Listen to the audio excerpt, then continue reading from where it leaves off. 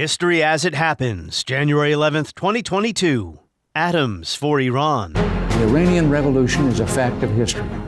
But between American and Iranian basic national interests, there need be no permanent conflict. States like these and their terrorist allies constitute an axis of evil, arming... A red line should be drawn right here, before Iran completes the second stage of nuclear enrichment. And I have no doubt that 10 or 15 years from now, the person who holds this office will be in a far stronger position, with Iran further away from a weapon, and with the inspection... This disastrous deal gave this regime, and it's a regime of great terror, many big... I think we're continuing to suffer from the very bad judgments that President Trump made in pulling out of the JCPOA. The Islamic Republic and the West are talking again about restoring the 2015 nuclear accord, the agreement that was supposed to prevent Iran from building the bomb. Iran says its nuclear program is for peaceful purposes, just as it was intended nearly 70 years ago when Eisenhower offered atoms for peace. Can diplomacy finally bridge the chasm between Tehran and Washington? That's next as we report history as it happens, a podcast from the Washington Times. I'm Martin DeCaro. Experts would be mobilized to apply atomic energy to the needs of agriculture, medicine, and other peaceful activities. A special purpose would be to provide abundant electrical energy in the power-starved areas of the world. The Atoms for Peace speech that Dwight Eisenhower made at the United Nations in December 1953 laid the groundwork for the entire architecture of international nuclear diplomacy for the remainder of the 20th century, and is still at the fundamental core of this disagreement between the United States and Iran over the nuclear issue. So when was the last time you worried about dying in a nuclear Armageddon? Not for a while, huh? Well, there was a time last century when that fear was more front of mind. The U.S. had dropped the bomb on Hiroshima and Nagasaki. A global arms race took off. The Cold War locked much of the globe in what seemed like an existential struggle between two incompatible ideologies. The United States, followed by the Soviet Union, then the UK, had developed nuclear weapons by the time President Eisenhower, less than a year into his first term, addressed the UN General Assembly in what became known as his Atoms for Peace speech, December 8, 1953. Today, the United States stockpile of atomic weapons, which of course increases daily, exceeds by many times the total equivalent of the total of all bombs and all shells that came from every plane and every gun in every theater of war in all of the years of World War II. So considering the destructive potential of a nuclear war, Ike wanted the United States to lead the way toward the formation of an international atomic energy agency.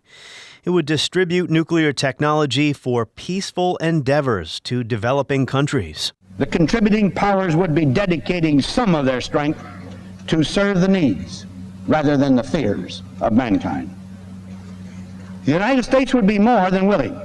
It would be proud to take up with others principally involved the development of plans whereby such peaceful use of atomic energy would be expedited. And one of the first countries to sign up for Atoms for Peace was Iran in 1957. That basic concept became the foundation for the Treaty on the Non-Proliferation of Nuclear Weapons, or the NPT of 1968, which Iran was one of the very first signatories to, and it is still a member of. Iran signed the NPT on the day that it opened for signatures in 1968, and even after the revolution has never withdrawn from the NPT. Historian John Ghazvinian is back on the podcast. Our conversation about the resumption of nuclear talks in Vienna between Iran and the West is coming up in a moment. So a lot has changed since 1957. In 1979, the Islamic Revolution, ending normal relations between the U.S. and Iran, an impasse that continues to this day. And Atoms for Peace has been criticized for spreading technology that can be used for destructive as well as constructive purposes. So as of early January, as I speak into this microphone, the restoration of the 2015 nuclear accord seems like a long shot. There may be too much bad blood and distrust on all sides for any real cooperation to occur. Instead of viewing the JCPOA, as it is known, as a potential starting point for a better relationship between the U.S. and Iran, maybe the reverse would be true, that without a normal working relationship in the first place, something as complicated and politically thorny as a nuclear agreement is simply not going to happen. And why is it that normal diplomatic relations between the U.S. and Iran seem impossible? It's not like the current approach is working for either country. John Ghazvinian is the executive director of the Middle East Center at the University of Pennsylvania, and he is the author of a marvelous and important new book on this subject, America and Iran, A History, 1720 to Present. John Ghazvinian, welcome back. Thank you very much. It's nice to be back with you. And Happy New Year to you. I'm going to start with a two-part question, but I'll just take it one part at a time. It addresses a contradiction. So on the one hand, as you have convincingly argued, Iran does not want to build a nuclear weapon, but it does want to demonstrate it has that capability to do so. So for starters, is that correct? I think that's still basically correct. I think Iran is still pursuing what you could describe as a sort of hedging strategy, one that is the best of all possible worlds for Iran. As I've tried to explain before, there are two extreme poles for Iran, both of which are not good outcomes. One of them is to just simply race for a nuclear weapon, which for a whole bunch of reasons, including its own deeply held ideological beliefs, actually, is not attractive to Iran.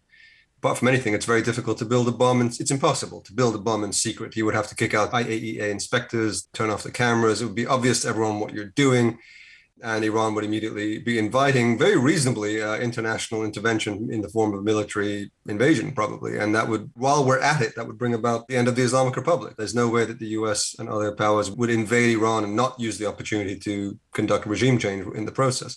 So that's not appealing to them. At the same time, capitulating completely and giving up their nuclear program is not appealing to them for a whole host of reasons, not just because it doesn't save face, but also because it leaves Iran vulnerable to more external pressure. Iran wants to have a genuine independence, energy independence, like a lot of other countries, but it has an acute need for independence in that way because it's seen historically that if it relies on, for example, sending out uranium to be enriched and then sent back in the form of fuel rods for its reactors, then it's leaving itself open to pressure from other countries. So for all of those reasons, giving up and kind of bowing to US demands is also a weak strategy for Iran. The best strategy for Iran is and always has been that kind of middle ground where they pursue a sort of nuclear program that is basically civilian in nature, but that does leave open the possibility of a capability down the line because it means other countries take Iran more seriously. So on the other hand, the European nations, UK, France, and Germany, plus the United States, they remain convinced, it seems, that Iran cannot be trusted on this count. So they're trying to restore the 2015 accord. So part two of the question, what purpose does the deal serve at this point? We're 6 years after it was struck. It took years to put together. We're 3 years after the Trump administration pulled out of it. Does the deal serve any real purpose if it were to be restored? I'll be honest with you, I could be proved wrong, but I think the deal is, it's that ship has sailed. I don't think we're going back to the JCPOA. I think that was a product of a particular moment in history where Obama was trying to use that as a way to reset American relations in the Middle East, potentially use it as the beginning of some sort of larger rapprochement or détente with Iran. It was never really about the nuclear issue. I've argued that and I maintain that. I mean, I still maintain that in the absence of better political relations between the US and Iran, you're never really going to be able to have an enduring deal over something as complicated as nuclear technology and expect it to stick. And we've seen that. And conversely, with a positive relationship between the US and Iran, it's actually not that difficult to work out a nuclear deal. It's a matter of good faith, ultimately. Well, on that note, U.S. and Iranian officials aren't even talking to each other directly in Vienna. And it seems ridiculous to expect progress under such circumstances. I understand why, as a matter of principle, Iran is refusing to speak to the United States. Their line is that this was a 7-party agreement. It was not an international treaty. It was a plan of action. The U.S. withdrew from participation, and that Iran doesn't feel that it needs to talk to the United States until the U.S. comes back into participation with the deal. Having said that, I get it on a matter of principle, but I don't think it's going to get Iran very far. I don't think it's a very constructive negotiating position. And I think actually the government's coming under quite a bit of criticism domestically recently in Iran. You are hearing more and more voices saying, look, maybe just talk to America. you've kind of made your point. Now it's like, maybe it's worth having a conversation. There's nothing wrong with talking. It's very easy to overlook that leaders in all these countries are often speaking to their domestic audiences, not only their adversaries, right? I think this has often been missed. People talk about hardliners and reformists and moderates and pragmatists in Iran as if those formulations necessarily guide how they interact with foreign powers and the multi-party talks. And they do to some extent. But in many cases, there's also just a kind of gamesmanship about, no one wants their political rivals to take credit for what would be one of the most popular foreign policy decisions in recent Iranian history, which would be to repair relations with the West and reduce sanctions and improve the economic conditions of the people. When the deal was done in 2015, that was a huge political victory domestically, apart from anything else, for the administration of President Rouhani and his foreign minister, Javad Zarif. They, unfortunately, were then made fools of by the Trump withdrawal in 2018, and it's really emboldened their rivals in the hardline camp, who could now easily say, you can never trust America. So we've got to be mindful of those kinds of dynamics as well. To your earlier point about potentially putting the cart before the horse, meaning trying to strike a nuclear deal before you actually have a working and trusting relationship with that country, from Politico, Western diplomats said they're still not entirely sure whether Iran is really interested in negotiating a return to the deal or is merely playing for time while advancing its nuclear program. Apparently, one sticking point is that Iran wants to hang on to advanced centrifuges that it has acquired over time. Why does Iran need or want those centrifuges if it's going to cause issues in the negotiations? The truth is they don't. They've never needed 19,000 centrifuges at advanced levels. They've never needed above 20% enrichment and all these kinds of things. It's true that it's not entirely clear what Iran's looking for at this point. I think they've made the calculation that there's not much of a future for the JCPOA in terms of giving Iran what it really needs, which is serious, meaningful, enduring, and reliable sanctions relief. The problem with the JCPOA in 2015 was that it brought Iran a very brief window of sanctions relief, which even then was not really sanctions relief in the way they'd expected, because a lot of European banks were still reluctant to finance projects for these exact reasons, because there's just no predictability. Then when the US pulled out of the deal and added hundreds more sanctions on Iran, unilateral sanctions on Iran, the feeling in Iran now is, what's better for us? To go back into this deal that could then, we know that the Republican candidates for president in 2024 are probably going to pledge to withdraw from the deal again. So do we want to go back into this, get some temporary sanctions relief that frankly destabilizes the economy more than anything else? Or is it better for us to actually say, forget it. We're just going to increase our centrifuges instead as a different kind of leverage, because that seems to get us taken more seriously. To some extent, Iran actually does have a need for enrichment for its own kind of civilian energy programs, but not to the degree that they do it. When they go to that degree, they're doing two different things. One is that they are, frankly, getting themselves closer and closer to a nuclear weapons capability and keeping that option open, which gets them taken seriously and brings Iran the kind of heavyweight leverage in the region that it wants. Because when you have nuclear weapons capability and you're a few weeks away from being able to build a bomb if you needed to, it's almost as good as having a bomb. In fact, in many ways, it's better than having a bomb because it doesn't bring you that international opprobrium. But the other purpose that it serves is that it also gives Iran leverage in any negotiation that it does enter into over the JCPOA, if that makes sense. It's a winning strategy for them. It gives them that strength, that capability, but it also means that if there's going to be more negotiations at any given point, they're coming from a position of strength. And if they have to give up 10,000 more centrifuges or go back to 20% enrichment, they actually end up in a stronger position than they would have been before. It's the classic negotiating strategy. Can you discern what the Biden administration's policy actually is? The Trump administration was criticized for pulling out of the deal simply because it was Barack Obama's administration that reached the deal. And now some might say President Biden wants to restore the deal simply because Donald Trump pulled out of it. I can tell you that seen from Iran's perspective and seen from the Middle East, weirdly, the Islamic Republic, I think, has always been somehow more comfortable with Republican presidents because they sort of know where they stand. Republican presidents, and Trump was just the most extreme example, but they typically take more regime change kind of line, a very maximum pressure kind of line.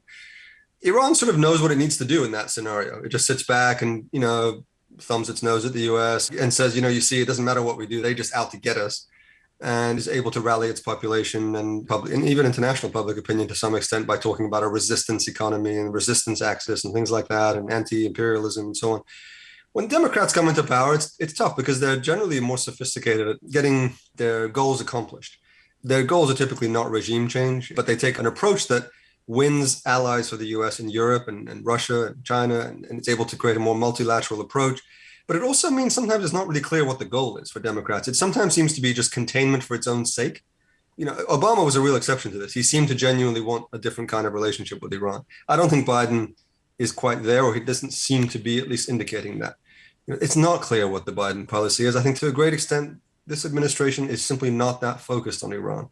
I think China and Russia and other kinds of international challenges are more pressing, not to mention, of course, COVID and other kinds of domestic issues. Away from the negotiating table, Israeli officials in Washington recently were said to have urged the U.S. to launch strikes against Iranian targets in what would be, needless to say, an escalation of hostilities. Defense Minister Benny Gantz, Mossad Chief David Barnea pushed the Biden administration to engage in military action in order to get Iran to, quote, soften its position at the negotiating table. I mean, haven't we learned that does not work at this point? No, I mean, certainly. And again, I don't know what to make of these kinds of reports because, I mean, to what extent is it, is that really what's happening, or to what extent are these strategic leaks as well, that it's designed to send a certain kind of message to Iran, that sort of time is running out, patience is running out, those kinds of things. I mean, I don't think any Israeli or American government in its right mind would launch a war with Iran. And I think that's always been the case.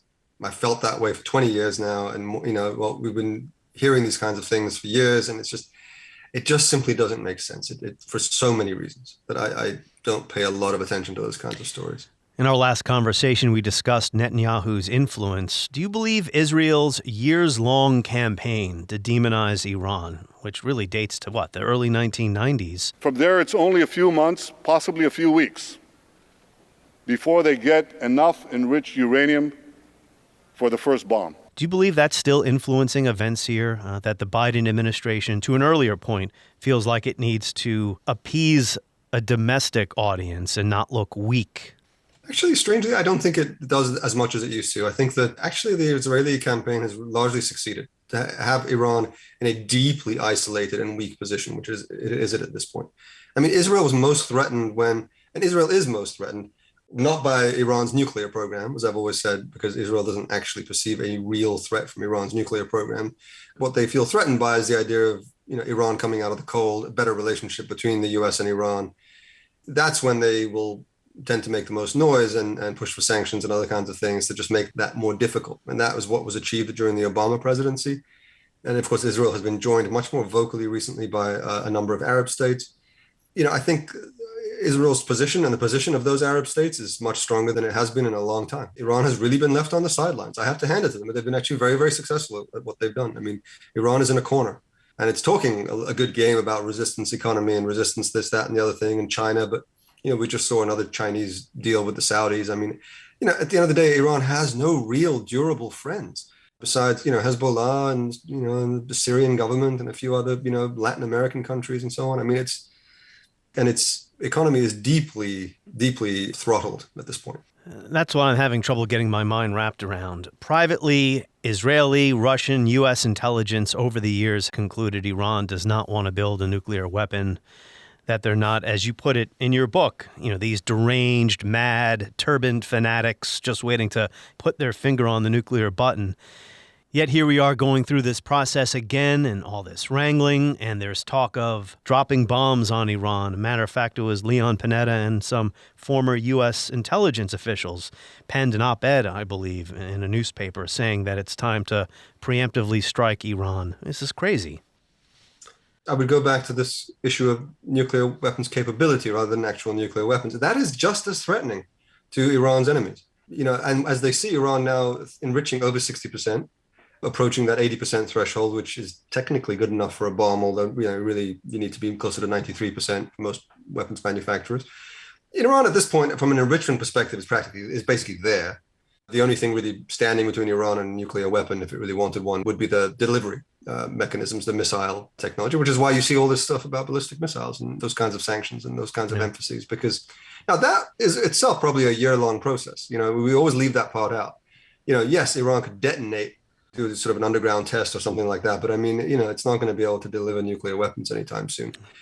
And again, I still don't think it really wants it. But I think as it's getting closer and closer to that threshold capability, where it's just a matter of, weeks or a couple of months away from having that capability, if it wants it, that semantics is very important, because anytime you hear people come on the air say, Iran is a couple of months away from a bomb, that doesn't mean Iran is actually a couple of months away from a bomb. We've been hearing for years that Iran is a couple months away from a bomb. And the semantics of that is really important, actually. What that means is that Iran is approaching the point where it could be 2 months away from a bomb if it wanted to. And that is an important distinction.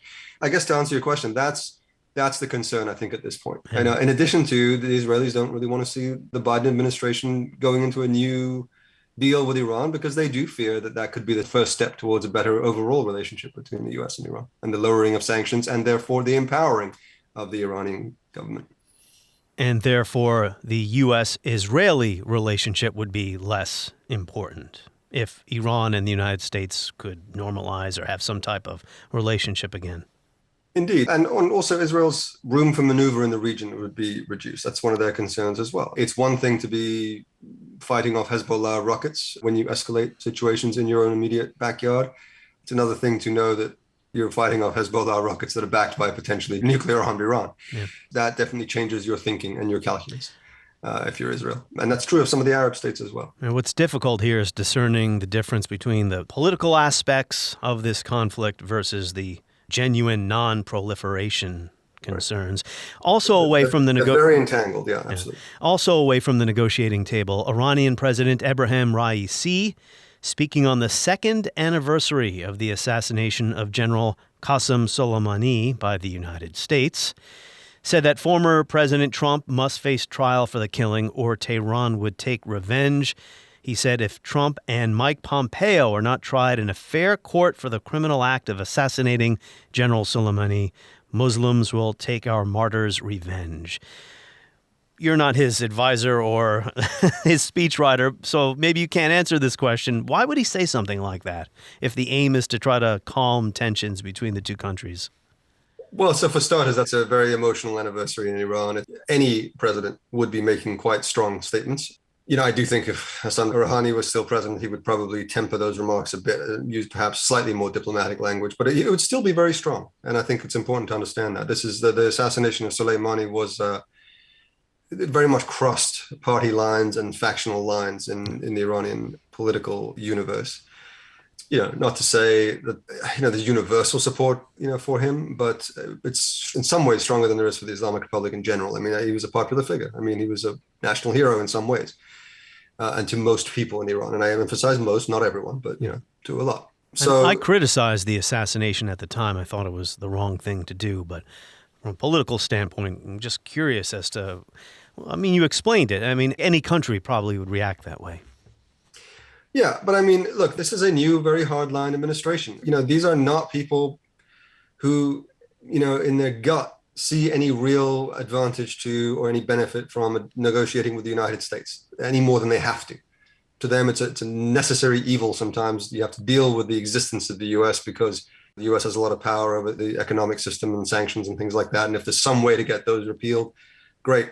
But they don't really see negotiations or diplomacy with the U.S. as a valuable end in itself, as a way to more generally bring Iran out of the cold. They just don't see that. They see that as a dead end. And, it's sad to say they've sort of been proven right, over the recent years, especially with that Trump withdrawal from the JCPOA. It's just made it very difficult to make a different kind of case in Iran today. I want to ask you about a couple of historical issues, but one more point about what's going on now. Shireen Hunter, writing for the Quincy Institute for Responsible Statecraft, which is a group that opposes U.S. militarism, says Iran's leaders often blame sanctions for their problems, but she also says of Iran's hardliners, protecting Iran's interests as a state and people is not their main objective. Beyond retaining their hold on power, transnational objectives like fighting imperialism, which means the United States, liberating Palestine and Al-Quds, and achieving Muslim unity, those are their priorities. She goes on to say, Iran's hardline leaders and foreign policy practitioners lack adequate understanding of international politics. The headline of her piece was, "It's time for Iran to look inward." Do you agree with that? It's to some extent. Look, I think this is a very complex issue, and it's very cyclical, and it's very entangled. It's not an either or. And I actually believe this is true, not just of Iran, but actually of many, many, many states, if not most states. I think a lot of countries, and the United States is another good example, have a strong ideological bent, people who are true believers in insert ideology X here, whatever that might be. In the US case, liberty, democracy, those kinds of things, whatever American values you want to kind of insert in that. So, I'll use this American analogy because I think it's easier to understand. We have in the American political establishment people who were at various points in history, just die-hard cold warriors and neocons, or, people who believe in, bringing liberty to the world and those kinds of, who really believe that. But would you say that those are people who don't care about the U.S. national interest? I think their critics might very well say that. You go out starting wars and things that are not actually in America's interest. But if you talk to them, they would insist on their own patriotism and, believing. So it's very difficult to kind of disentangle these things. I think that kind of ideology, let's be honest, has many times in American history been used instrumentally to promote something that was actually in a much more straightforward realpolitik American interest, right? Sometimes we want to go and defend some kind of very pragmatic American interest, and we dress it up in a sort of ideological way, and vice versa. Sometimes we really want to push an ideological line. You have people who are very ideological, but who recognize they have to work within a national interest kind of. That's true of Iran as well. So to say that Iran's leaders are actually more interested in, or only interested in, things like liberation of Palestine or anti-imperialism or, resistance and things like that, is true of some people, of some leaders in Iran. That's definitely true of a lot of the political establishment, possibly even including the current president. But we've seen in many cases that is a deeply felt belief, but also a cynically held belief. Sometimes it's useful. For example, when Israel is starting a war in the region, we've seen this many times where a lot of Arab states are very timid in their criticism, and Iran sees an opportunity to be very, very critical and to stand up as the standard bearer and the defender of the world's Muslims and things like that. Now, do they do that because they believe in it, or because they see it as an opportunity to improve Iran's national interest and national position? I might argue both. Yes. I would also say it depends on who you're talking about. It's a useful marriage of different kinds of imperatives, and that exists in any country, I think. What's sad about this current situation is that we know from historians such as yourself that in the past, the United States and Iran were able to cooperate with each other, even without having normal diplomatic relations. But often these acts of cooperation were not reported on because they were happening covertly. In your book, you talk about a former American national security official, Hillary Mann, who before 9/11 was working with Iranians, and she actually was given authorization to sit down with them face to face and discuss what to do about the threat to Iran's east. The Taliban, when it was the Iranians who were trying to warn the Americans that the Taliban and al-Qaeda were a true danger and the United States didn't take it seriously enough. That was a long-winded question, John, but I guess my point is this was a remarkable moment in history that I wasn't aware of, and I think most people aren't aware of. Yeah, and the reason you and many others don't know about it is because in both countries tried to keep it quiet. This is a shared interest they had. Neither country wanted their own populations or any other global world opinion to know about this secret cooperation channel that took place both before 9/11 and after. Now, before 9/11, it was very different. It was about part of a 5+2 process over Afghanistan, involving Afghanistan's immediate neighbors, plus the United States.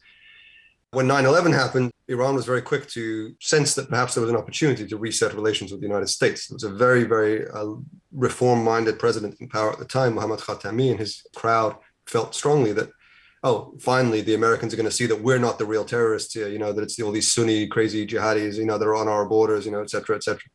Didn't really work that way. It turns out the US political establishment was pretty set in its ways about Iran. But for, a good period of time, several months, the two countries cooperated in what was called the Geneva Channel, which was a secret channel in Switzerland, where Iran offered the US a lot of tactical cooperation in its fight against the Taliban. And at one point, you said Iran signaled to the United States that would allow American forces or troops, I don't know how to put it, into Iran to patrol the border with Afghanistan. This is before 9/11.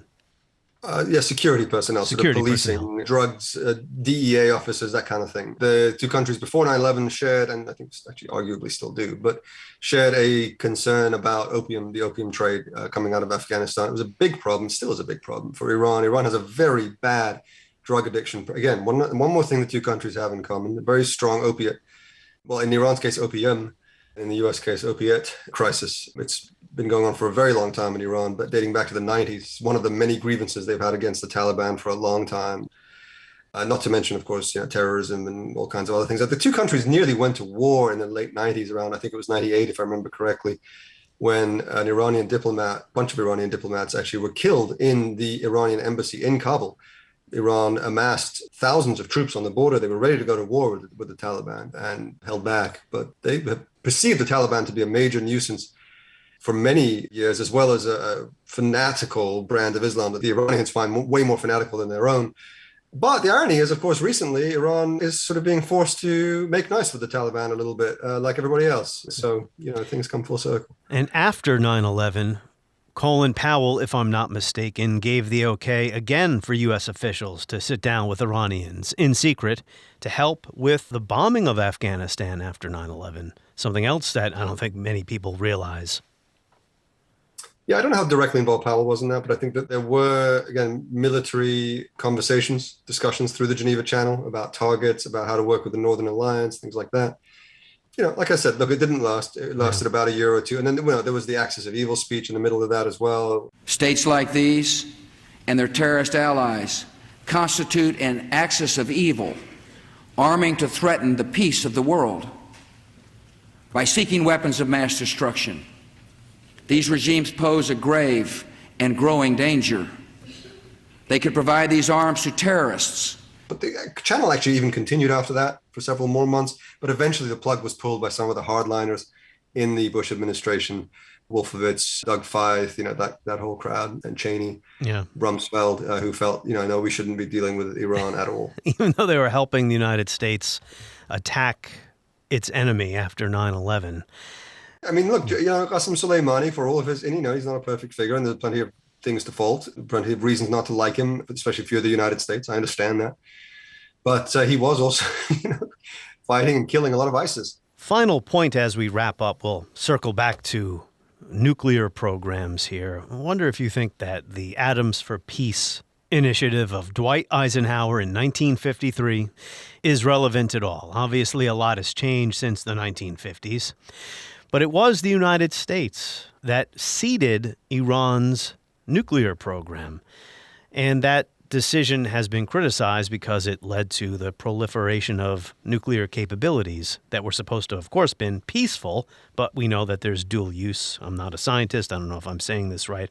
Do you think this is relevant anymore, that at one point the United States wanted countries like Iran to have this technology? Atoms for Peace is not only still relevant, it is, as far as I'm concerned, the absolute core of this disagreement. The Atoms for Peace speech that Dwight Eisenhower made at the United Nations in December 1953 laid the groundwork for the entire architecture of international nuclear diplomacy for the remainder of the 20th century, and is still at the fundamental core of this disagreement between the United States and Iran over the nuclear issue. Your listeners who are not familiar with this was, after the United States dropped bombs on Hiroshima and Nagasaki, there was a real fear of a nuclear arms race. By the early 50s, the US and the Soviet Union both had growing arsenals of nuclear weapons. Eisenhower made this landmark speech at the UN where he said, we wanted to demonstrate that nuclear technology can be used for peaceful purposes as well as destruction. So my country's purpose is to help us move out of the dark chamber of horrors into the light, to find a way by which the minds of men, the hopes of men, the souls of men everywhere can move forward toward peace. And pledged U.S. support and cooperation to the poorer countries of the world in developing peaceful nuclear technology for medical and energy and electricity generation, all those kinds of purposes, provided they held up their end of the bargain and didn't proliferate and become nuclear weapons states.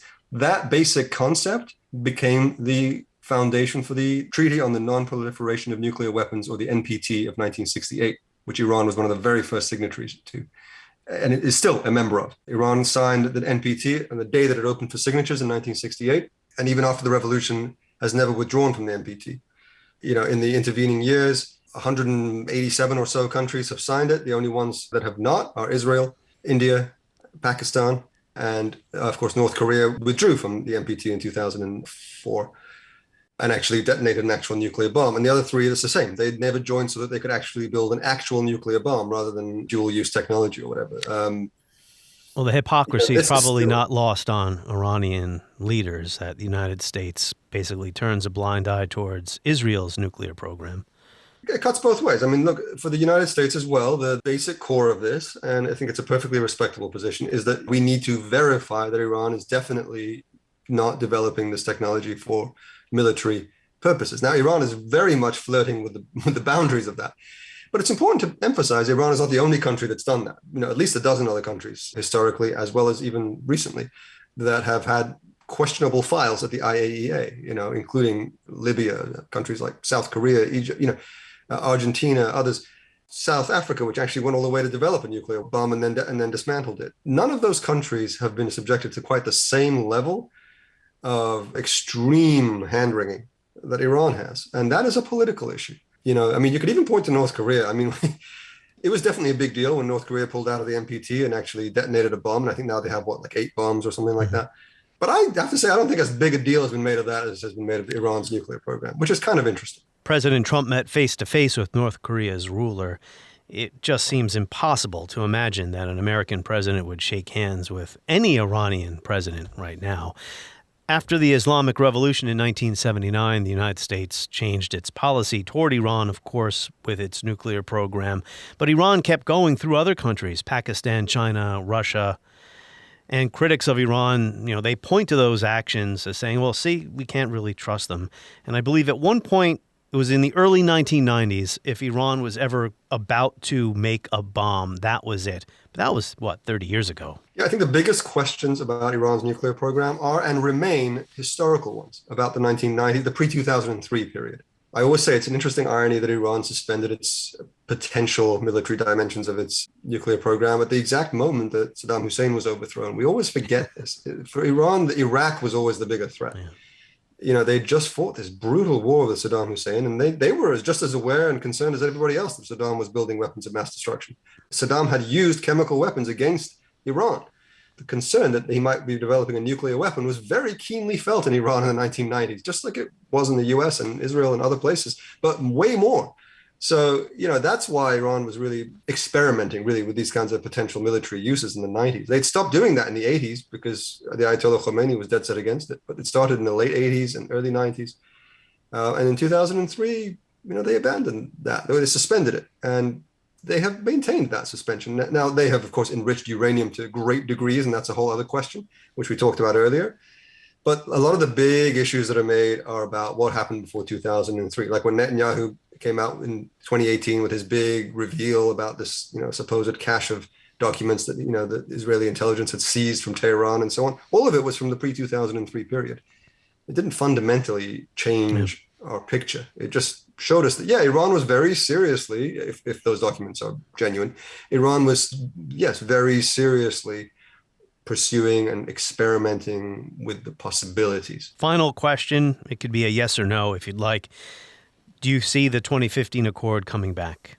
No, certainly not in the form that it had before.